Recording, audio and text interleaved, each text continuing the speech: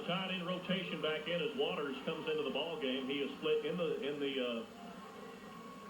on the wide right in the middle. I take that back. That is Keltron Montgomery. And Montgomery with the toss out for a short gain up to the 43-yard line. Gain of only 4. And will leave Permian with about a third.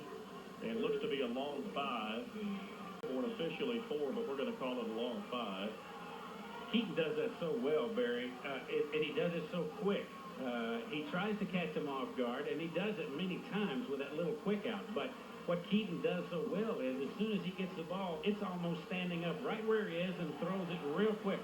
His delivery is awful fast. J.C. Kidd in the ball game now, number 15. At the far end of the pass is intended for Kidd, and Kidd has it. As he breaks down the field inside the Odessa High 20. This will be a gain of 25 yards. And, Rick, what they did, they snuck in the senior wide receiver, number 15, J.C. Kidd, put him on the line as a tight end position. Watch him sneak out and get the ball away from him. There he was. And, again, you notice that pass, Barry. It wasn't a long pass downfield. And when you look at that replay and you see Keaton, he's just doing a very nice, soft little touch out there to Kidd. And that's the way it works tonight. They're taking real good care of how they handle that ball.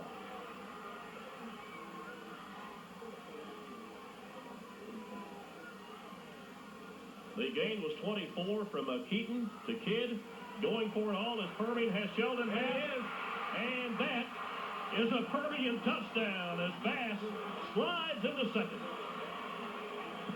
Combination as Sheldon Bass grabs his 4th touchdown of the year. He was shut out last week and scored each of the previous 2 weeks, and now Keaton and Bass with that combination once again. Well, see if we can see for Sosa, who's trying to cover him. Look how far behind he is. I mean, he had at least 3 steps on him, and there was no way with such a soft touch.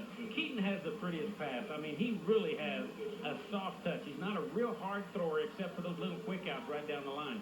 But a capacity crowd of 20,000 whose spirits have not been dampened by the damp weather. As we told you earlier, we had a huge rainstorm hit about 7 o'clock. In fact, from our perch high above Ratliff Stadium, we saw a lightning bolt hit out south of the stadium between Ratliff and the mall area that just took something on the ground and just kind of grabbed a hold of it like a rattler and wouldn't let go.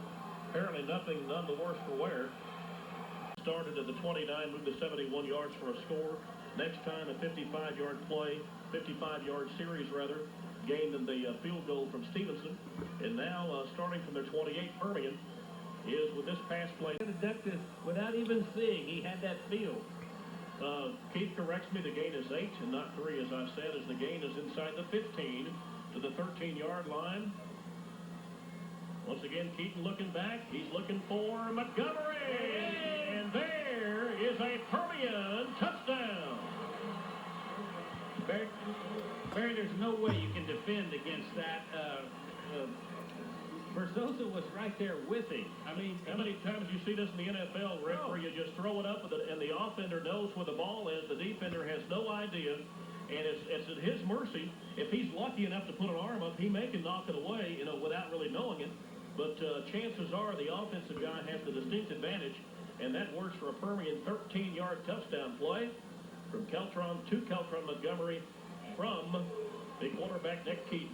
It was a very good try. Well, I'll tell you, Aaron Washington is really impressing me early in this season as he has made big hit after big hit. Here is Barrett, and who makes the tackle? Again, Washington. Aaron Washington.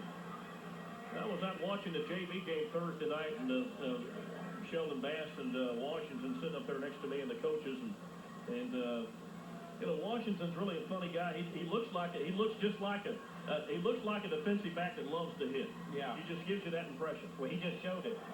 He broke it up again. This one's intended, I believe, for Pando.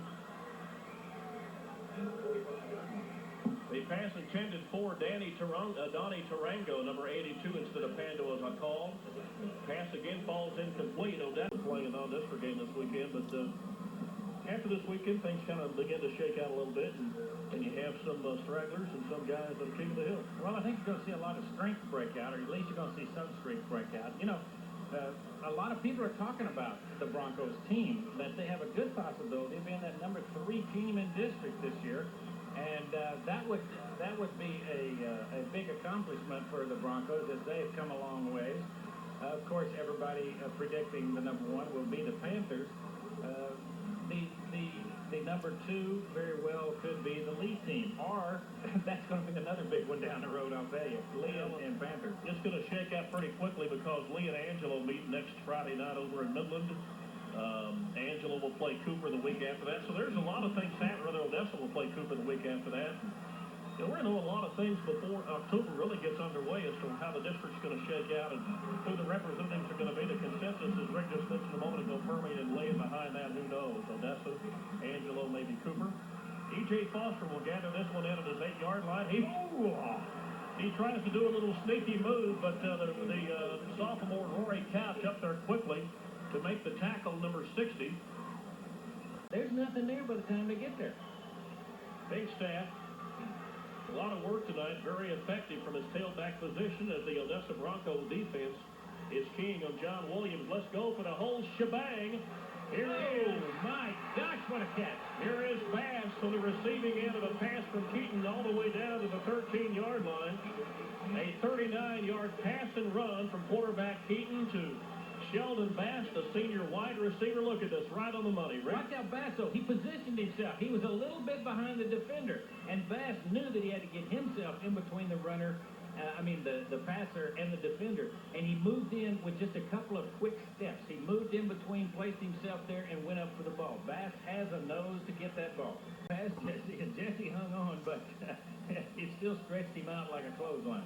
Yeah, this defense is certainly keen on John Williams, and the Panthers taking what the defense will give them in some opportunities. Some of those opportunities are passes to, of course, the Whitehouse kid and Bass, and also an opportunity to let Pinkstaff run a little bit tonight. Bass has 66 yards in receptions this evening, and 2 scores. There it is! There it is! Beautiful reception. Beautiful reception. It's just, I like watching that kid catch the ball. watch this. It's even the defender there. Berzosa knew it was coming. He had his eye on it, but how did it work? I don't know. The 8-yard pass from Keaton to Bass, and once again, it's just simply you throw it up to a position, to a point on the field, let your receiver run under it, he throws it right.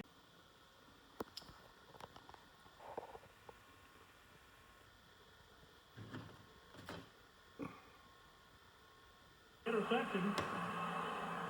And Sheldon Bass has an open field if he can get a block. He does. Oh, here he goes. Across the 25 to the 23-yard line. Bass picks off his 5th errant pass of the year, the 12th of his young career. In fact, he was one of the top 3 leading interceptors returning this year in all of Class 5A football, and he had this one pegged all the way. Well, watch. I think it's Sanchez. There it was. Sanchez. Boom. No. Yeah, it was Sanchez tried to make a tackle, and what he did was he helped him break out of another tackle and gain about 5 or 10 more yards. Now the yardage maybe not, but the 3 scores the best of the year, and really looks very sharp and crisp tonight. You'd think with the wet conditions, the ball being a little bit damp, it'd be hard to control, but Nick having a great night. Nick at night. Oh. Here is John Williams finding the corner. He will cross the 20, cuts back up, and John Williams will score from 23 yards away. He's We've got to get a shot of all we've already missed it. His dance in the end zone had to be a classic. Watch as Williams kind of picks his way on his tippy toes around the corner, Rick, and once that seam opens up, turns on the jet for the end zone. You can see the determination. Look at the speed he's running, though. He's running so much faster than he did before. The determination was there. It was like, this is the one. I feel it. I'm going in. He started off knowing he was going to score. If we can run the replay again in just a moment, we want to try to pick up who made the blocks for the Panthers. We believe it was Pinkstaff again that opened up the way, and Bass may have been out there to throw a clearing block for Williams as he scores from 23 yards out. Stevenson tacks on the extra point to make it Permian 31-0, and we have 4:41 to play in the third quarter.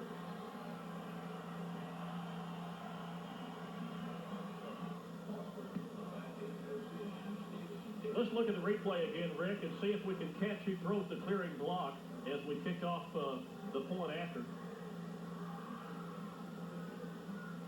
It happens so fast you can't really see it, can you? Yeah, number 20, let's see, 25. Nick Keaton was leading him out there. He's one of them that broke it completely up. I mean, he ducked his head. Makes the tackle. Bushan Bergen and Ronnie Parrott live in the same household. What do you think it's been like around that household this week? Well, I think Bushan, as when he made the tackle and flipped him over and threw him down real hard, he says, "Hello, bro." Yeah, that's exactly what he said. He said, "Yeah, take that one." So I may know talk about that one later. What do you think? I'm sure there's been a lot of talk back and forth. You know, I think sometimes the adults take things a lot more seriously than the players do as far as east versus west. It's just a ball game to them, and in most cases you're playing a lot of guys that you played with and around for a lot of years. Oh, guess who? Guess who? Big Aaron, Washington, number 86. I tell you, he keeps playing like that, this kid's going to be making all districts play left and right. I'm really impressed with the way he comes up quickly and wraps a player up. He does, and he did it so well. Also, though, putting the pressure on and chasing him from behind was Eric Williams. As he had him, if he much of that clock as possible. Up to 19 carries for 94 yards for the senior tailback. 251 last week, averaging 200 yards a game, well under his average tonight. But here comes one of our favorite runners. There's Pinkstaff again. I tell you, he's just fun to watch. He just wants to just knock that head down and just give it all you got. And he does. You'll just see him duck that head as he gets to that line, and he goes through it. I mean, he's got long legs. He's got a big gait on him, and once he gets them all together, he's swinging gait. Well, Pinkstaff only had 44 yards coming in. Rick, he's got 43 tonight. Don't you know he's loving this a little bit.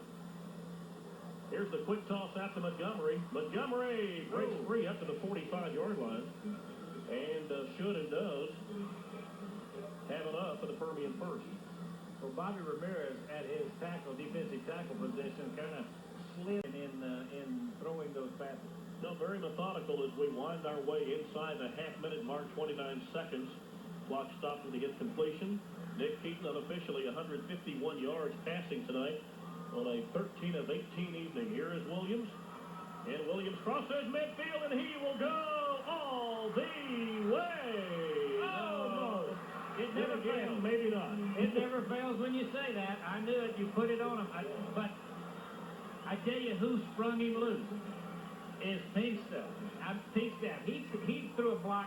Watch number 27. Boom! There goes the man and gets him around the corner. And here he goes. As you said, he could go. No, he couldn't. Well, he goes from the Permian 45 all the way down. They're going to move this one down to the 2-yard line, the 7-yard penalty. On the pass interference penalty, Permian will set it up. Here's John Williams, and Williams about a half a yard short of a score. Final 10 seconds of the quarter. And all the people down in that end of the end zone, don't you know, hey, guys, we're going to host a third score, in the third quarter as we begin play in the fourth. Permian will have the ball from inside the Bronco 1-yard line. And who's going to carry it? Is it going to be Pinkstaff or Williams? I think it'll be Williams. You give your hammer, you know, when you got the hammer, use the hammer. But Greg. You know what I like about Pinkstaff? I mean, he plays two ways, and when he's on offense, he may not carry the ball that much, but man, he'll put you on the turf, blocking. Oh, fool us! Now it was Keaton, but this is going to come back. It looked like as the Permian offensive line was just a little bit ahead of the count. Well, it's tougher and tougher. They're building. They're not even at their peak, I don't think, yet, Rick. Adam Hamilton down in for the Panthers. You can see him split wide left. Here is Williams as he tries the corner. This is the 8th play of the drive, and Williams will cross the goal line for the Permian score.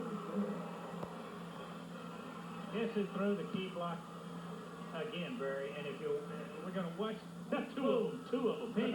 He took 2 out, not 1, but 2. Not 1, but 2. He spun Williams almost around to where Rod Williams could make the tackle, but homecoming next week for Permian. And in Midland, big ball game with Lee and Angelo. Boy, that ought to be a barn burner. That'd be one to really pay close attention to. Lee averaging like over 50 points a game thus far. There's your buddy Aaron Washington as he is neck and neck with his number buddy, Curtis Hayes, number 86. The ball again falls incomplete. And 4 of 17 passing tonight for the Broncos, 33 yards. You know, we've talked a lot about Washington pass, but he hit him from behind. Living call will move it back to the 24-yard line. It'll be first and 17, first and 18 for the Broncos. And Aaron Washington comes away with the pick. Washington goes high.